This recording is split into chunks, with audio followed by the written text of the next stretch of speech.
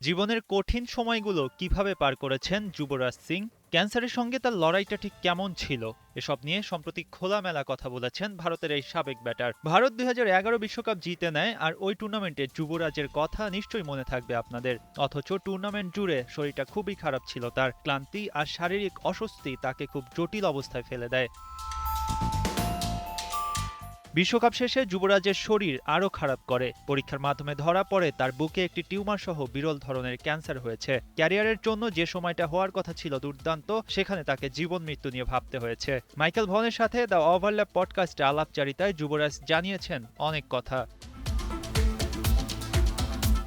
একজন খেলোয়াড় হিসেবে নিজের অসুস্থতা মেনে নেওয়া সহজ ছিল না। দেশের জন্য খেলতে গেলে শরীরটা তো ঠিক রাখা চাই। যুবরাজ এসব ভাবছিলেন আর দুশ্চিন্তা করছিলেন। হার্ট আর লাংসের মাঝামাঝি জায়গায় টিউমার হয়েছে। ডাক্তার বলছিলেন, হয় তুমি ক্রিকেট খেলতে পারো, না হলে তোমার হার্ট অ্যাটাক হতে পারে। যদি কেমোথেরাপি নাও করাও, হাতে সময় আছে ৩ থেকে ৬ মাস। ডাক্তারের কাছে এসব কথা শুনে স্বাভাবিক থাকার উপায় নেই। স্বাভাবিক থাকতে পারেননি যুবরাজ সিংও।